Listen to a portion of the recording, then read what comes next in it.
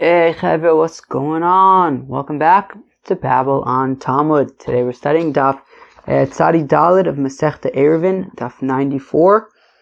Chevra, we got a very Ayruvin-y Daf today. Some of the highlights: a wall between two hatzers that falls. Wow. The entrance of a hatzer that is breached. A house or a hatzer that is breached on two sides. Get to Machlokas Rav and Shmuel over there. Chevra, let's get started. Daf Tzadi Gimel Amud Beis, 3 lines from the bottom. Itmar, it was stated, Kosel Sheben Shtei Hatzeres Shenafal. So if you have a kosel and it's between two hatzeres and it falls, okay? So you have two hatzers and in between them is a wall, okay? Now, interestingly, we're talking about where they made their own Eiruvs, okay? They didn't make a joint Eruv together, but they made their own Eiruvs. Now, the wall falls down. So, Rav Amar Eimitaltzim Bo'ela B'dalet Amis. So Rav says, look, you can only carry now in either of the chatzers 4 Amis, no more. Because according to Rav, so, right, we had said that Rav paskins like Reb Shimon, that you're allowed to carry from one chatzer to another chatzer. However, only when they did not make their own Eruvs, right? But if they made their own Eruvs, then we have to be concerned that you might end up carrying something from your house into the other chatzer. So, according to Rav, in the first place, you would be unable to carry from one chatzer to the other chatzer. And then, because they made Eruvs, then the wall falls down. Now, when the wall falls down, now you have a situation of two chatzers where you're unable to carry from one to the other, and it's nifrit sabim lo. They're completely breached one to the other. So therefore, you're unable to carry anything in that chatzer more than 4 amis. Okay? Ushmuel Amar, and says Shmuel, Zemetatal ad ikr mechitza, Zemetatal ad ikr mechitza. So Shmuel says that both chatzers are allowed to carry until where the wall was. Now, as Rashi points out, this is talking about things that were in their house. Now, according to Shmuel, remember, what did Shmuel say? Shmuel also paskins like Reb Shimon, that you're allowed to carry from one chatzer to another, but he says that is whether or not they made an Eruv, right? So even if they made an Eruv, you could still carry from one chatzer to the other. So therefore, even when the wall was up, you would be able to carry from one chatzer to the other. So then, when the wall breaks, it really doesn't make any difference. However, the interesting thing about Shmuel's opinion is that he says, Shabbos hol v'hutra hutra, right? That since when Shabbos began, the wall was erect and they were able to carry in their own chatzers individually. Meaning, they were able to take things from their house into their chatzer since they made their own Eruv. Therefore, even when the wall falls down, we don't say, now we have this one big chatzer and they didn't make an Eruv together. No, since when Shabbos began, there were 2 separate chatzers and they had each made their own Eruv and they would be allowed to carry from their house into the chatzer. So therefore, even now, when the wall falls down, they can continue to carry things from their house into their chatzer up to where the wall was. But in terms of things that were in the chatzer when Shabbos began, you can carry wherever you want within both chatzers because, even when the wall was standing, you were able to carry from one chatzer to the other, and when the wall breaks, it makes no difference. Now, that which Rav said, that you would be unable to carry more than 4 amis, he never said that explicitly, but it's implied from the following story. Rav and Shmuel were sitting in a certain chatzer, and it was Shabbos. Nafal guda de bene, and the wall separating their chatzer and the next chatzer fell down. Amrlu Shmuel shkilu glima nigiduba. So Shmuel said to whoever was there, he said, "Look, take a blanket and cover up the breach." Okay. Ahadrinu Rav la'ape, and when Shmuel said that, Rav turned the other way. Right? Meaning, so Shmuel was saying to the people to take a blanket, walk over to the breach, and cover the breach. So to do that, and we're going to see why you had to cover the breach, Bichlal, we'll get there in a second, but what's interesting for now is that he was instructing people to carry the blanket over to where the breach happened, and to cover it up. Now, according to Rav, you'd be unable to carry more than 4 amas. So for that reason, so we know that in the story, Rav turned his face away. Okay, and that is how we know that Rav would say that you're unable to carry more than Dalet Amos in the Chatzer, from the fact that he turned his face away in this story. When Shmuel, instructed the people to carry the blanket over, Rav turned the other way. So Amru Shmuel, Ikapid Abba Shkolu Emyane V'Katruba. So the Gemara says an interesting line, which I don't understand what it means. Apparently you have to look at the Meiri in order to understand what it means. I didn't look at the Meiri, so I don't understand what it means. If somebody has looked at the Meiri or will look at the Meiri, let us know. But in the meantime, I'll just read and translate it, and we could say, that's an interesting thing to say. So Amlu Shmuel, so Shmuel said to them, Ikapid Abba Shkolu Emyani V'Katruba. If Rav is makpid, isn't so into us carrying this blanket over to the wall, over to the breach, so then take his belt and tie the blanket with it. Okay. Alright. I don't know, maybe somehow tie it, and then if it's tied to the wall, it won't be considered like carrying. Ich weiß nicht. Shmuel Lama Liha. So now the Gemara says, why do you need the blanket? Ha'amar zemetalta ad ikar mechitza v'zemetalta ad ikar mechitza.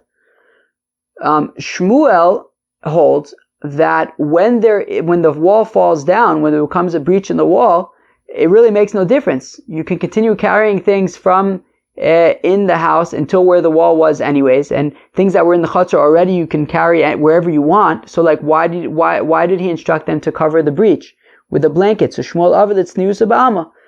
Stam. I mean, he just wanted privacy. There was nothing halachic about it.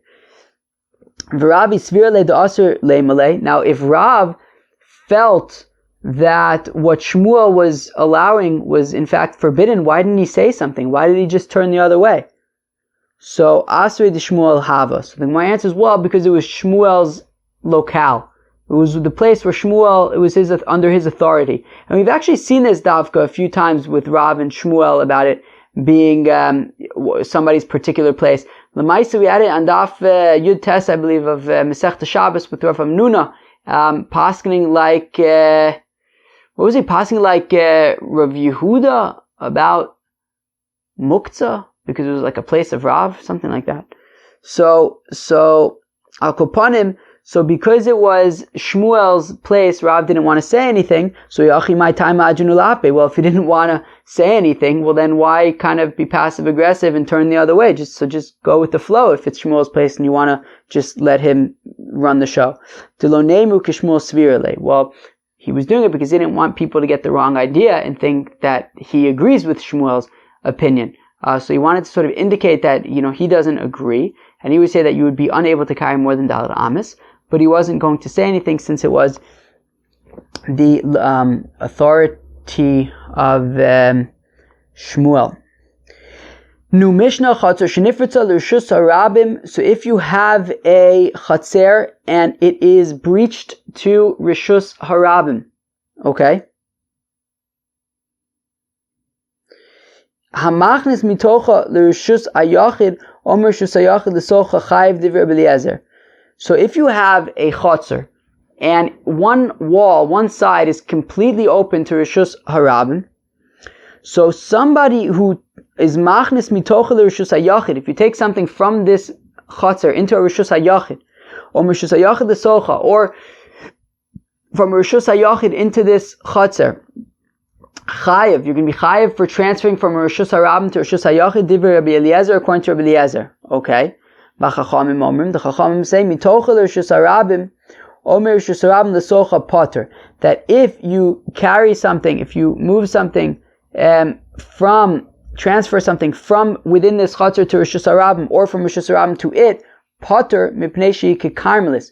You'd be potter because it's a karmelis. So basically, Rabbi Eliezer is treating this chotzer, and we're going to get into details about what exactly they're saying. But Rabbi Eliezer is treating this chotzer as a rishus ha-rabim, and the chachamim are treating this chotzer as a karmelis.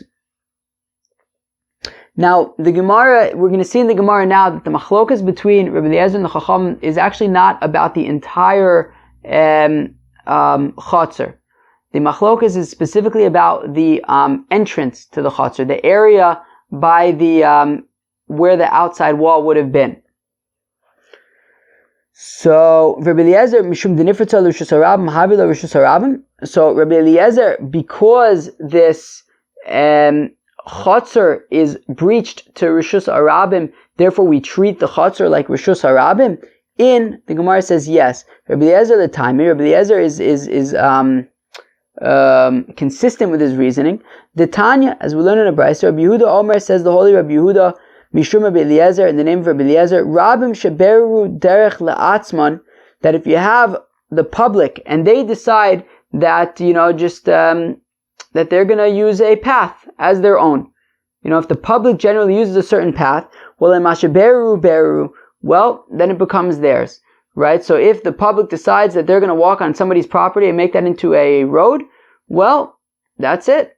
It de facto became the public's road, and the owner of the property is unable to do anything about it. And therefore, what we want to say over here is that if the public basically claimed this Hatzer as their own, well, then it's the public property, and it's a Rishus Harabim. Ini, is this really true? Ve'amar Rav Gidol Amar Rav, but Rav Gidol said in the name of Rav, in regards to this situation of the people, of the public with their road, it's not just that they can just usurp their own road wherever they want it. Rather, it's talking about where there was a public road somewhere in this field, somewhere in this property, and somehow it got lost, and they didn't remember, was it in the north of the property, the south of the property, and then they just de facto started using one of the sides of the property. Well, then that becomes what the public thoroughfare is. No.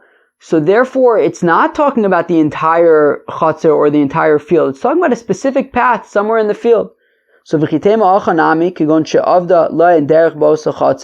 well, maybe you could say the same thing over here by the Hatzer, that the assumption was that there was a certain amount of the Hatzer that belonged to the public property and that the public would use. So like the entrance to the Hatzer for a certain depth was part of public property, but it was forgotten how much, and therefore they just started, I guess, using part of this Hatzer that was breached.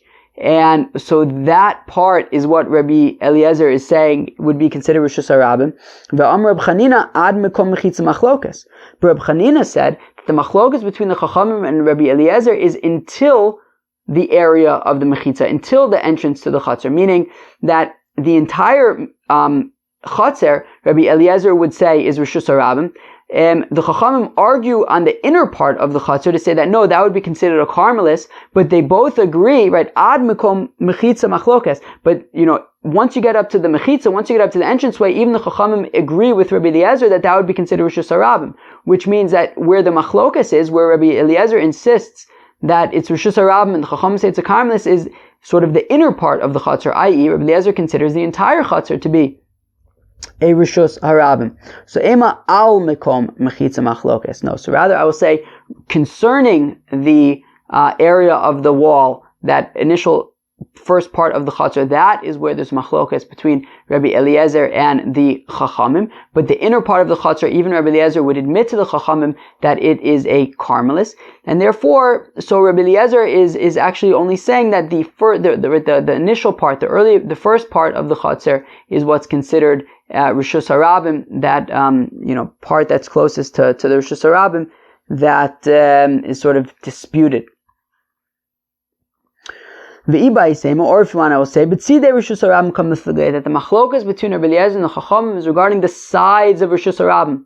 We've learned about that Tzidei Rishus Harabim in the past, the beginning of Masechta Brachos, or that was like Chorei Rishus Harabim. But okay, so this is the sides of Rishus Harabim, and the Rabbi Eliezer saw Tzidei Rishus Harabim Rishus Harabim Damu. The Rabbi Eliezer's opinion is that the sides of Rishus Harabim are like Rishus Harabim. So this Mekom Mechitzos, right,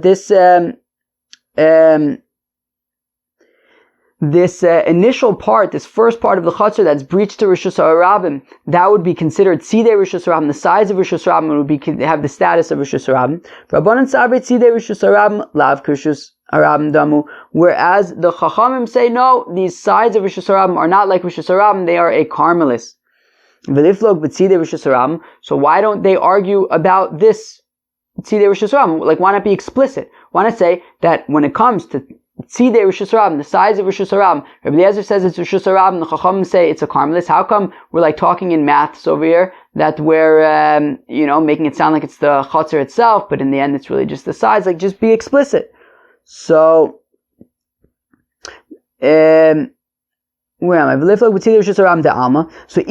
ligu b'tzidei Rishus Harabim de alma, well, there's a reason for it, because sure, they could just argue about tzidei Rishus Harabim, but if they would do that, then I might think, Hava Amrinan, we would say, Ki plige Rabbanan Alei de Rabbi Eliezer, that when the rabbis argue on Rabbi Eliezer and say it's a Carmelis, is Hanimile Hecha Deika Chipufe, that is where there's like a separation between the Rishus Harabim and the Hatzer, meaning Chipufe are these like, stones and all sorts of things that they would put up like around the walls of a Hatzer, to keep like animals and things, somewhat of a distance away. And therefore, the area between these stones and other things and the walls of the Hatzer is what's called tzidei Rishus Harabim.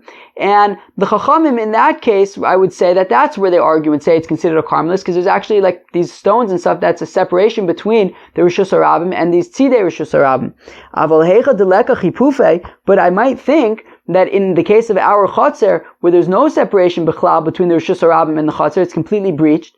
So maybe, Ema Module, I would think that maybe, or I might say that the Chacham would admit to Rabbi Eliezer that it would be considered Rishus Harabim. Kamash Malon.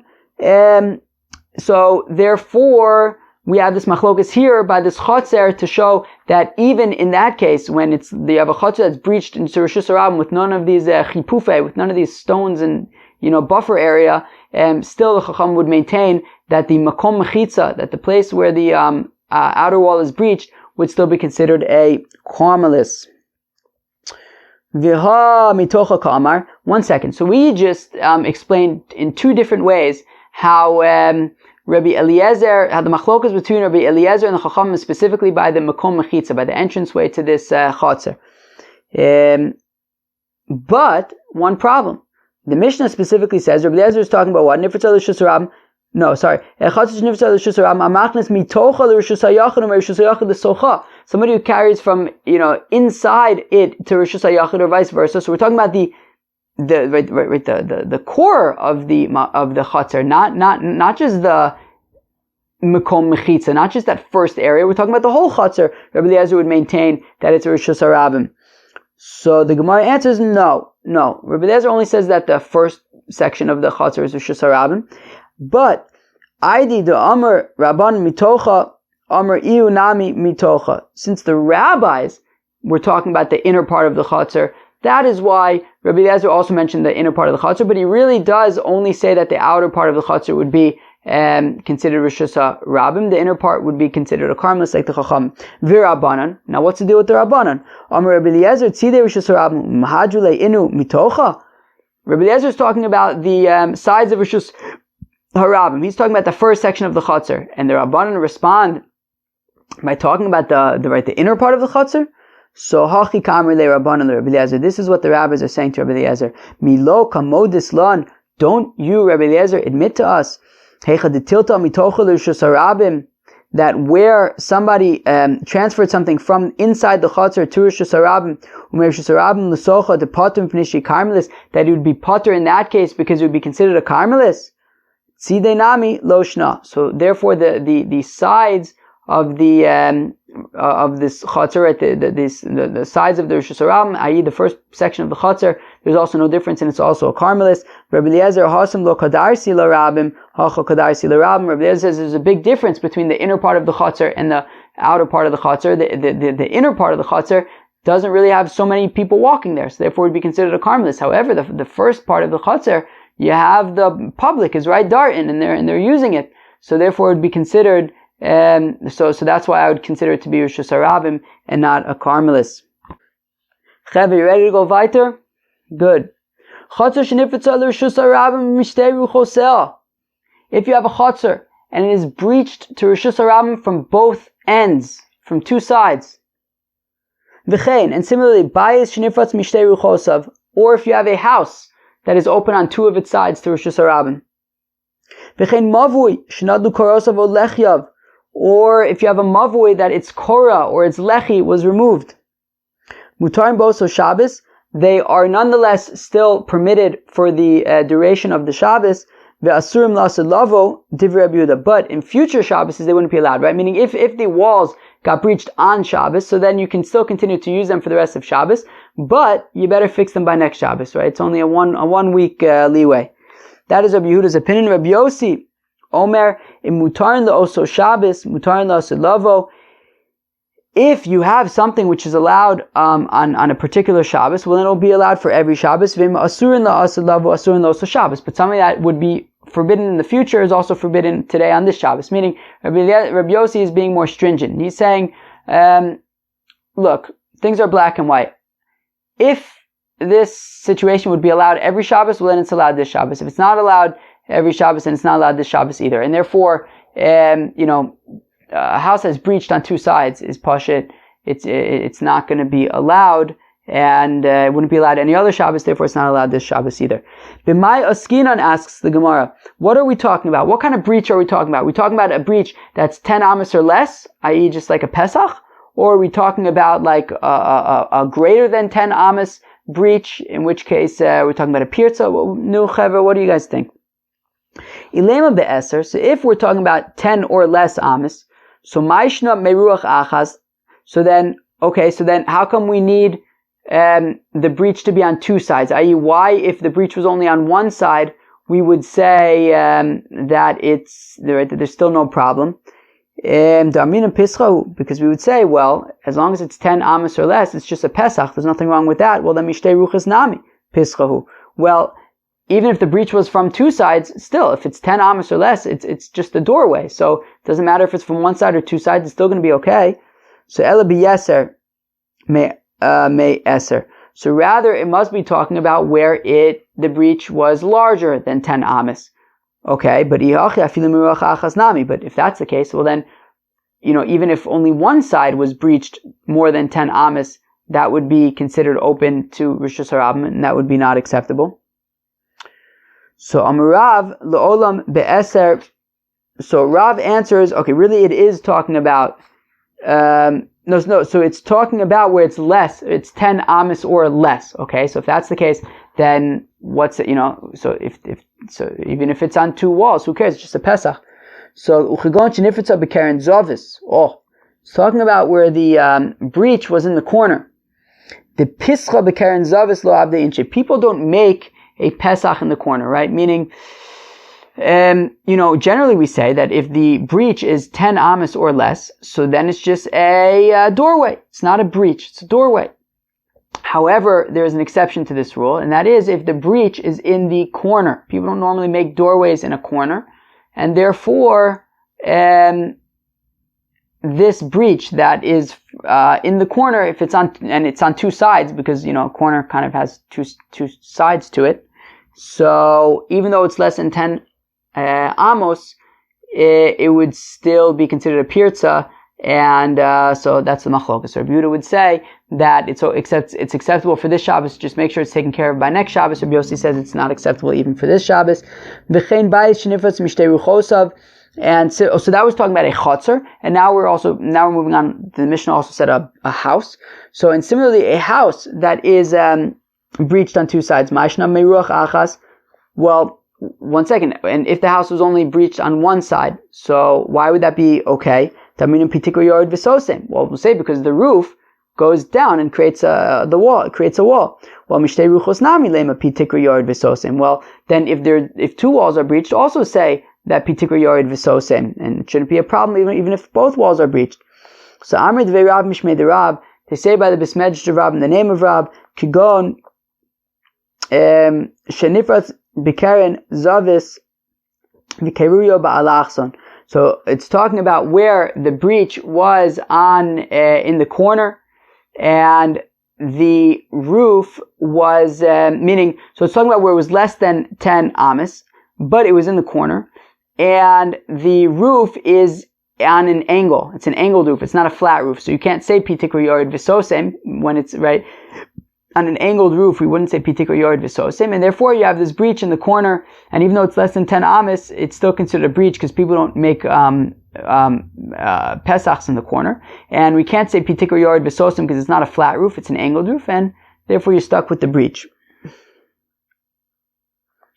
You can't say pitikur yored v'sosim since the roof is on an angle. Great. Now we get up to Shmuel's opinion, right? So we just explained the Hatzer and the bias according to Rav. Now we're going to explain the Hatzer and the bias according to Shmuel. So now while Rav said that we're talking about openings that are 10 amas or less, Shmuel is talking about openings that are greater than 10 amas. Shmuel amar afilu biyaser me'eser. Shmuel says you can even be talking about these openings that are larger than 10 amas. Ihachi miruch achas nami. Well, if that's the case, well then, even if there was a breach from one side, if it's more than 10 amas, well then that should be a problem even from one side. Why do we need to say that it's a problem when it's two sides specifically? So mishum bias. Okay, well because of the house. The house, it needs to be on two sides. Uvayis gufe tikshe. Maishna mirach achas. Right? But you could ask about the house as well. What's the difference? Why is it no problem if the house is breached on one side from 10, larger than 10 amas? Because we'll say that the roof goes down and fills in the wall and creates a wall. So it's not actually breached. But say the same thing also from two sides. In both sides, even though they're open, they're considered to be walled because the roof goes down. Visu, but more of a question, does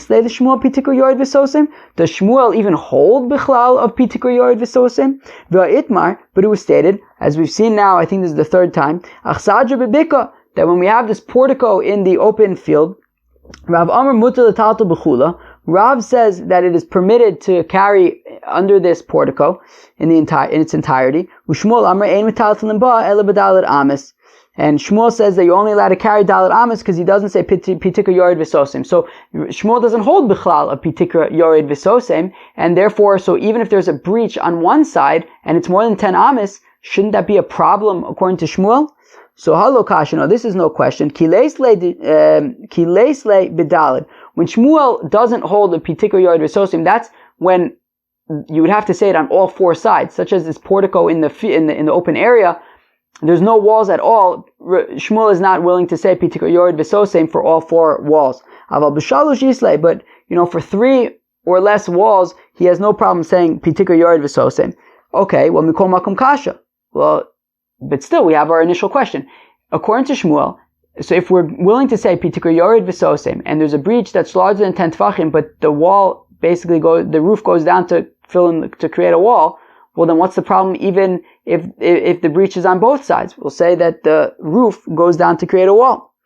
Kida amri be'rav mishmeid Rav, well, just like they said by the besmedj of Rav in the name of Rav, kigon shenifratz b'keren zavis v'keruye ba'alachson. For example, if the breach was in the corner and its roof was on an angle, so achanami here also Shmuel is going to say kigon shenifratz b'keren zavis v'keruye ba'arba'a. So Shmuel is also going to say that we're talking about where the breach was in the corner, but with slight differences, right? Rav was talking about where the breach was less than 10 amas, where Shmuel is talking about the breach was larger than 10 amas, and also Rav was talking about where the roof was on an angle. Here Shmuel is talking about where the roof was flat, but it was in this sort of difficult to explain way that Shmuel explains that the breach was in the corner, okay, and it was kind of in a zigzag, right? Right, imagine like the ends of the two corners are breached. I mean, if you have a diagram, it'll be easier to see it. But imagine like, okay, the corner is breached, and then you kind of zigzag a little bit. So the roof kind of like goes in 4 amas, then it goes out.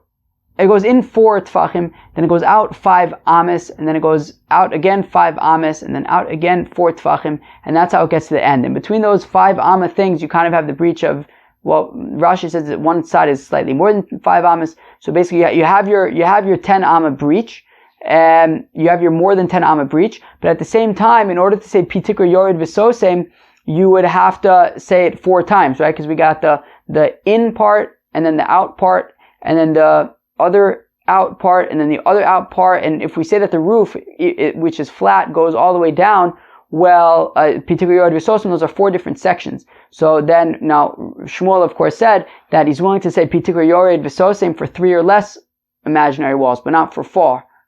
And that's why when you have this breach on the 2 sides in the zigzaggy kind of breachy way, so then you would be unable to say Pitikr Yored V'Sosem, and it would be a breach and would be not allowed. So Shmuel lo Amar Kirav. So the Gemara says Shmuel was unwilling to say like Rav, that right ba'alachson, that the roof is on an angle, is on a slant, kind of like our roofs, right? Like whatever, not flat. Lo katane. I'm sorry. Shmuel lo Amar Kirav alachson lo katani. It doesn't say anything in the Mishnah about a slanted roof. V'Rav lo Amar Shmuel, and Rav didn't say like Shmuel. Im kain havyale achsadra. Well, because according to Shmuel, right, his issue is that you're going to have to say Pitikr Yored V'Sosem on 4 walls. Now, Rav doesn't have an issue with saying Pitikr Yored V'Sosem for 4 walls. V'Rav l'taimin, Rav is consistent with his reasoning. The Amar that he says achsadra mutar l'talta b'chula. That in an achsadra, you're allowed, in this portico that's completely open in the middle of an open area, you can carry as much as you want in there. Did Marzi was stated achsadra bebeka, when you have a portico that's in an open area. Rav Amar mutar l'talta b'chula. Rav says you're allowed to carry in all of it. Shmuel Amar ein metaltalin ba'ela ba'arba amis. Shmuel says you're only allowed to carry 4 amis. Rav Amar mutar l'talta b'chula aminum Pitikr Yored V'Sosem. Rav says that you're allowed to carry in the entire portico because we say Pitikr Yored V'Sosem on all 4 sides. Shmuel Amar ein metaltalin ba'ela ba'arba amis. Lo aminum Pitikr Yored V'Sosem. Whereas Shmuel says you're only allowed to carry 4 amis because we're not going to say Pitikr Yored V'Sosem when you have to say it in all 4 for all 4 walls, and that is so. Therefore, Rav would have no problem with saying Pitikr Yored V'Sosem for our 4 walls. Therefore, he would say that Shmuel's explanation of the breach is really no problem because he'll just say Pitikr Yored V'Sosem and it's enclosed. That was Daf Tzadi Dalet, huh? So let us go over what we learned. So we started off talking about a wall that's between 2 hatzers that fell down. Rav says that you're only allowed to carry Dalet Amis in the Hatzer. Shmuel says that you can carry as much as you want in the Hatzers, but taking something from inside of your house, you'd only be able to go up to where the wall was. In entrance of a Hatzer that is breached, right? We had Machlok between Rabbi Eliezer and the Chacham. Rabbi Eliezer says that both Rabbi Eliezer and the Chacham assume that if you have this Hatzer that's breached to Rosh Hashanah, the inner part of the Hatzer, everyone agrees is an achsadra. No, is a karmelis. But the entrance part, the makom mechitza, so Rabbi Eliezer says that would be considered a rishus ha-rabim, and the Chachamim say that would be considered a karmelis.